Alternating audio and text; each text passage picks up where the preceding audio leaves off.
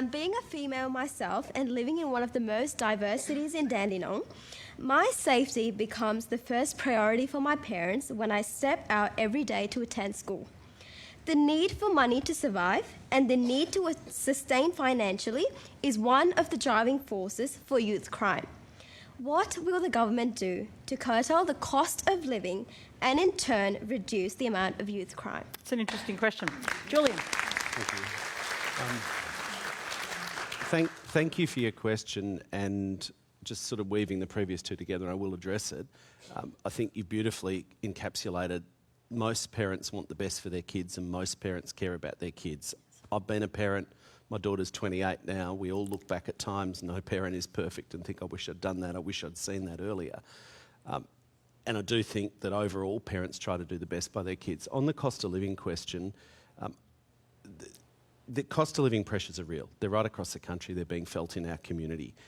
The government is doing a range of things. I won't bore you with, we can go through it if you want. Oh, no lists. No lists, exactly. It's a list-free zone. List-free zone. Everyone's getting a tax cut, whatever their age. Every household's getting the $300 energy rebate now. He's doing the challenge. list. No, I'm stopping the list. I'm stopping the list. No list.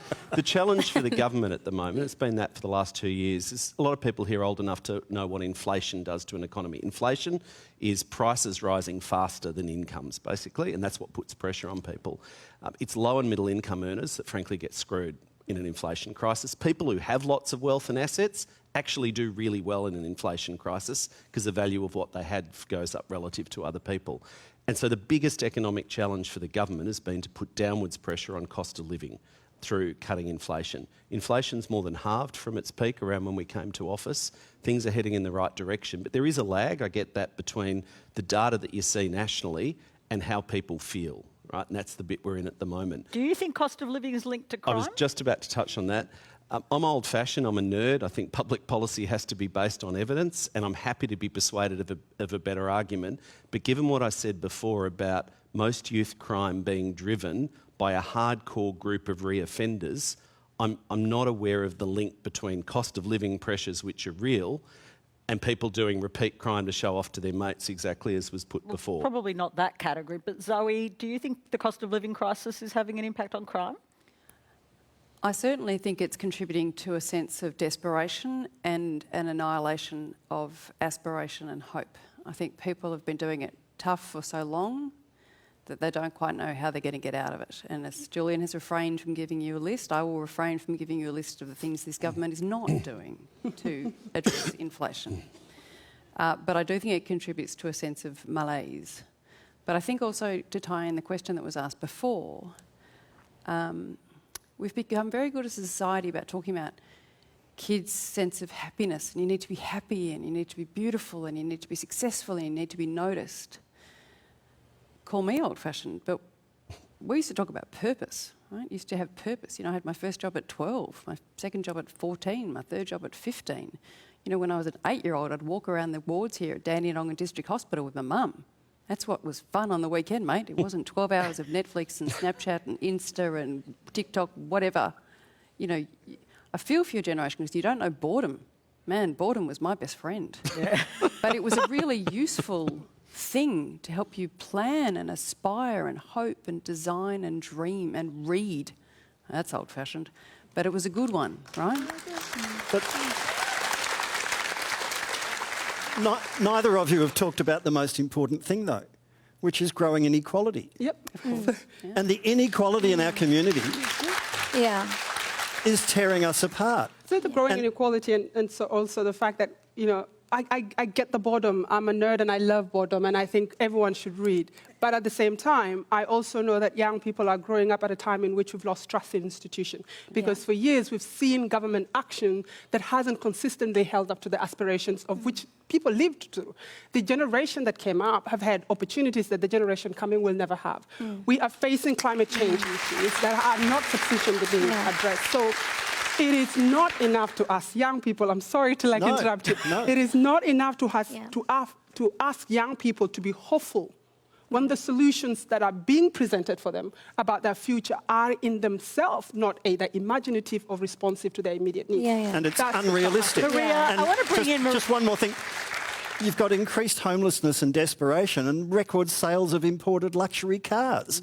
I mean, give me a break. Yeah. You've got to put these together and go, there's something actually wrong here. What are we doing about it? Yeah. What are you doing about it? Maria, at the start of that question from Sherlyn was, hi Sherlyn, that was an excellent question, was feeling unsafe as a young woman.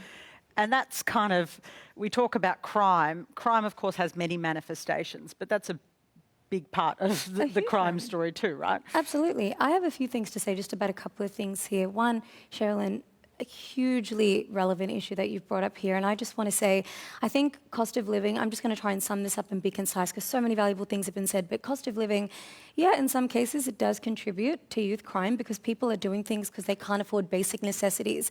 And at the moment, when we talk about the cost of living, I have to say the current tax and rental system, it absolutely does screw over low and middle income earners.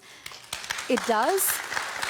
And people are now in a position where things like showers and electricity and food, they're considered a luxury. The rental crisis is pushing people to homelessness. Housing's a wealth generator. It's not treated as a basic human right, which it should be. And so we are seeing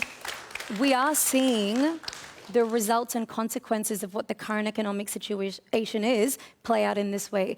But when we talk about young people and youth crime, my ears perk up when people say that, yes, Zoe, the previous generation absolutely had a sense of purpose, but young people today are some of the most purpose-driven agents of change. And just because, you know what, I am chronically online. I'm chronically on TikTok. Like many young people today, we're all on social media, but that is a vehicle for change. I know a 16-year-old teen activist named Anjali Sharma, who is currently the lead litigant in a class action lawsuit against the Australian Federal Court because of their inaction on climate change. Young people, they're changing the world because the way they're inheriting it, because of previous generations, it's not great. So I think when it comes to things like youth crime and the cost of living, there are so many different factors which play into it. But I think, like I said, and like Nyadol says, we have to be so careful about how we're talking about something that's very complex and very multifaceted because when it comes to youths who are reoffending, they usually have come from backgrounds who are adverse. They have faced cycles of disadvantage, and there's so much more to it. So I think it's just about honouring that, and also honouring that young people, you've got a Wi-Fi connection, you've got a phone. We need to share our success stories too, because we are changing the world, and I'm proud of that. Sherlyn, we're talking about young people, and there is some youth. You're youthful, but you're actually young. What do you want to do with the rest of your life? Well, I want to make a change, of course, because I've seen a lot of things that happen inside my community. I've been brought up in Dandenong Square, my next home, and I've seen a lot of people steal iPhones and stuff. Security's always there, and that's what made me bring up this question actually today, because, well, what makes those young people just as the age as me to go and steal an iPhone? They need money. They need money for their family. They need money for themselves. And that's what makes me think that people like me, why would they have to go through all this stuff? So, well, one day I hope to sit in those seats like you, just make a change and voice for people that youth have today, pretty much.